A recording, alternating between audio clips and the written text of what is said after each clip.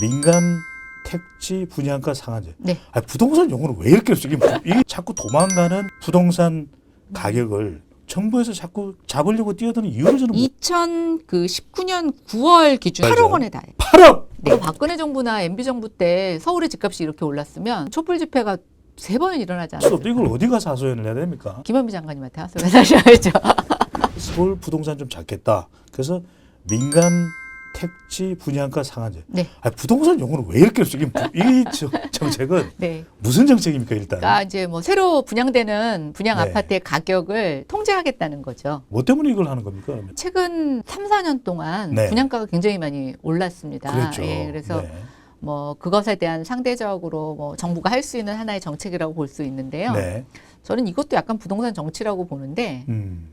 분양가 상한제라는 제도 없이도 분양가를 통제해 왔어요, 사실은. 주택도시보증공사라는 데서 네. 분양가를 사실 쥐어틀고 있었거든요. 아. 예. 그게 꽤 됐어요. 문재인 정부 들어와서 계속 그렇게 했는데 네. 갑자기 분양가 상한제라는 것을 대대적으로 하는 것 같지만 주로 이제 강남하고 서울의 몇 개 지역에만 적용이 됐습니다. 네. 여기에 가장 치명타를 입는 건 재개발 재건축 사업자들이에요. 아. 그러니까 이제 일반 분양 가격이 통제됨으로써 네. 조합원들의 부담이 좀 늘어나는 건데요.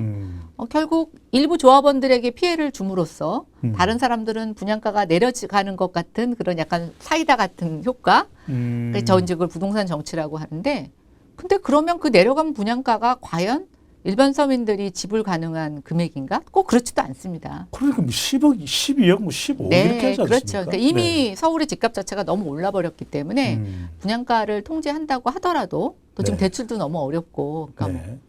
이러나 저러나 범인들은 살 수 없는 주택을 만들어놨는데요. 의원님께서 만약에 국토교통부 네. 장관이 된다면 부동산 정책을 어떻게 해야 될지 눈에 보이실 것 같아요. 예, 눈에 보이죠. 네. 아니, 근데 눈에 보이는 이 정책을 못하는 이유가 뭡니까? 그러니까 부동산을 계속 잡겠다고 해서 네. 부동산 값을 잡을 수 없다는 건 우리가 익히 경험해 왔는데 네.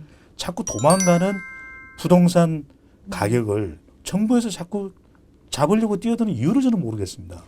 저는 이제 두 가지 정도라고 생각하는데요. 네. 하나는 저 말고도 시장에 뭐 교수님들도 많으시고 전문가들도 많으시고 아마 저와 비슷한 제안을 많이 하실 거예요. 예, 근데 일단 별로 듣는 것 같지 않아요. 국토부가 예, 그런 전문가들의 의견을 듣지 않는 것 같고요. 네.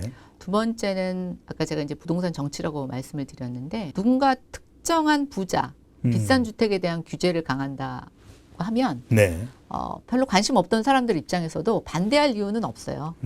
그냥 뭐 약간 속 시원하고 예, 네. 나는 못 가지지만 아마 그런 게 되게 정의로울 것 같고 하죠. 못 먹는 감자 뭐 찔러나, 네. 찔러나 보자. 예, 근데 뭐 저는 그렇게 생각합니다. 그런 정책이 전체적으로 부동산 가격을 안정시킬 수 있다고 하면 뭐 불가피하게 쓸 수도 있다고 생각이 됩니다. 네. 근데 한번 결론을 보십시오. 지금 지난 2년 동안에 5만 가지 그런 규제를 썼는데 지금 결국 하나도 달라진 게 없어요. 그러니까요. 재밌는 통계를 가지고 왔는데요. 박근혜 정부 처음에 출범할 때 네. 서울의 아파트 평균 가격이요. 4억 9천만 원이었어요. 4억 9천만 원. 네. 그런데 5억이네요. 네. 이제 박근혜 정부 말 네. 문재인 정권 초기 때 얼마 되냐면 5억 7천만 원입니다. 4억 9천만 원에서 5억 7천만 원 올랐죠. 8천만 원 올랐습니다. 네네. 네. 그런데 2019년 9월 기준으로 보면요. 네, 두 달 8억 전. 원에 달해요. 8억! 네. 평균 아파트 가격이. 아니, 이거 어떻게 하자는 겁니까? 그러니까 평균 주택 가격이 40%가 오른 거예요. 아니, 부동산 가격을 안정화시킨다고 네. 해놓고 아마 박근혜 정부나 MB 정부 때 서울의 집값이 이렇게 올랐으면 한 촛불 집회가 3번은 일어나지 않았을까. 뭐 박근혜 하야 나왔겠죠.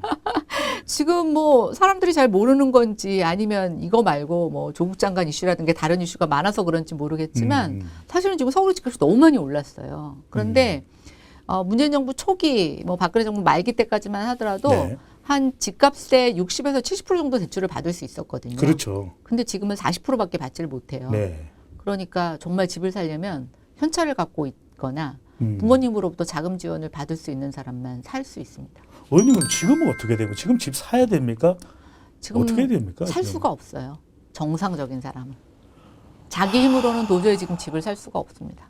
아니, 사지 말라고 해서 기다렸는데 네. 집값이 더 올라서 살 수 없다. 이걸 어디 가서 하소연을 해야 됩니까? 김현미 장관님한테 하소연 하셔야죠. 그래서 좀 안타까워요. 이게 네. 집값이 너무 올랐고 또 예전에는 그 경기도에 있다가 조금 돈 모아서 집값이 오르면 이제 서울로 좀 들어오죠. 갈아타고 이런 게 있었는데 네. 지금은 서울을 벗어난 사람은 영원히 forever 서울을 들어올 수가 없습니다. 완전히 그냥 서울을 떠나야 되는 거네요. 네, 그리고 뭐 서울하고 지방 집값의 격차도 과거보다 굉장히 많이 늘어났어요.